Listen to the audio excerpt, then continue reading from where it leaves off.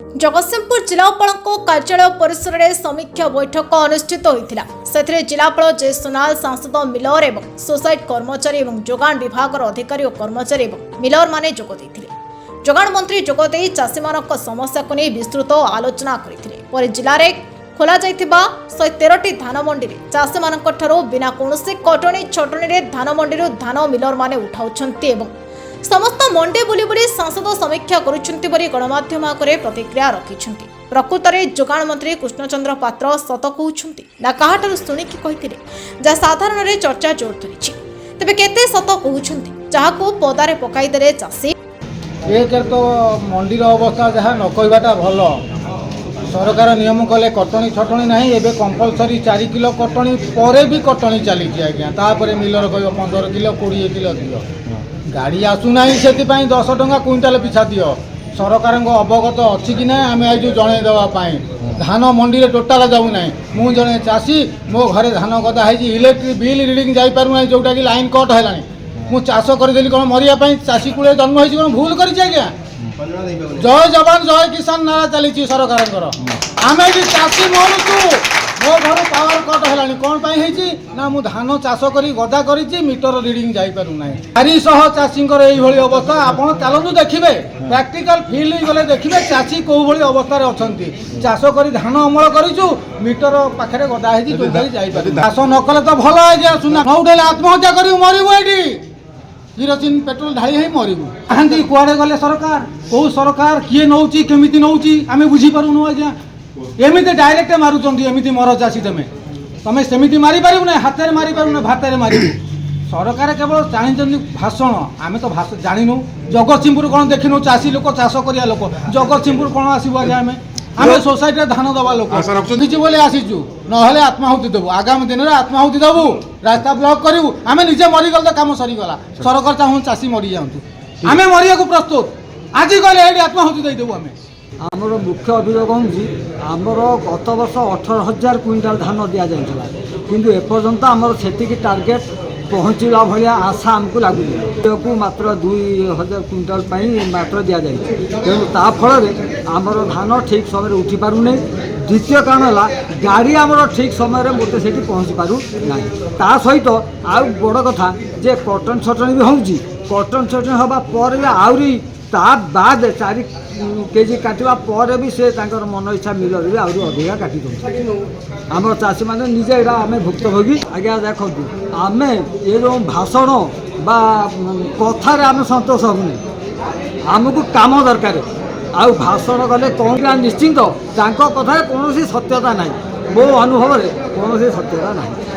वर्तमान मार्च 31 तारिख में मंडी बंद होगा जाउछि अन्यपटे विभिन्न धान मंडी में हजार हजार चाषी मान धान पड़ी रही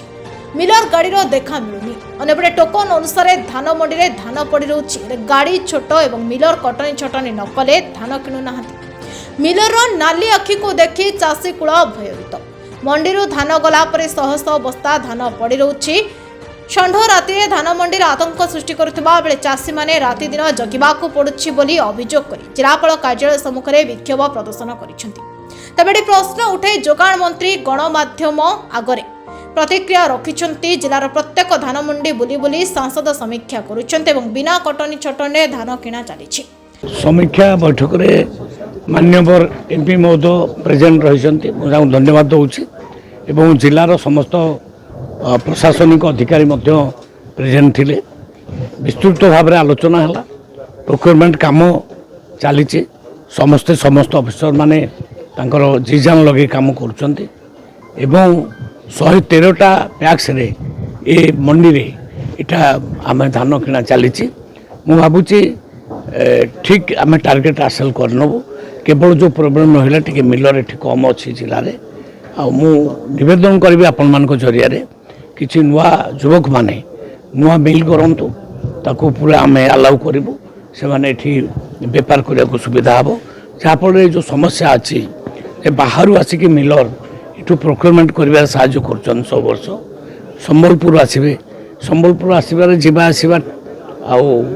ट्रांसपोर्टेशन भी पड़ जाऊँगी कॉर्पोरेशन उपर तार बर्डन पड़ुଛି तो जिले में जदि आउ 10टी खंडे मिल हो जाता निश्चित भाव में समस्या ସମାଧାନ ହେଇପାରନ୍ତା। ତଥାପି ଆମେ ଯେତିକି ମିଲ୍ ଦରକାର ଆମେ ସମ୍ବଲପୁରରୁ ବା ଅନ୍ୟାନ୍ୟ ବରଗଡ଼ ଫରଗଡ଼ରୁ ଏଠି ଆମେ ଡେପୋର୍ଟ କରିବୁ ଏବଂ ଯେତିକି ଧାନ ଆବଶ୍ୟକ ଅଛି ମାନ୍ୟବର ଜିଲ୍ଲାପାଳ କହୁଥିଲେ ଯେ 19 ଲକ୍ଷ କୁଇଣ୍ଟାଲ 19 ଲକ୍ଷ କୁଇଣ୍ଟାଲ ଏଠି ଆମ ପ୍ରୋକ୍ୟୁରମେଣ୍ଟ କରିବୁ। ଟାର୍ଗେଟ ଆଉ ଅଧିକା ଦିଆଯିବ କାରଣ 10 ଲକ୍ଷ ଟାର୍ଗେଟ ଦିଆହେଇଛି ଆଉ 9 ଲକ୍ଷର ଟାର୍ଗେଟ ଆମେ ଏବେ ଦେଇଦେବୁ। ଚାଷୀ ଅଭିଯୋଗ କରୁଛନ୍ତି କଟନୀ ଛଟନୀ ସାର 4 କେଜି 5 କେଜି କଟନୀ ଛଟନୀ ହେଉଛି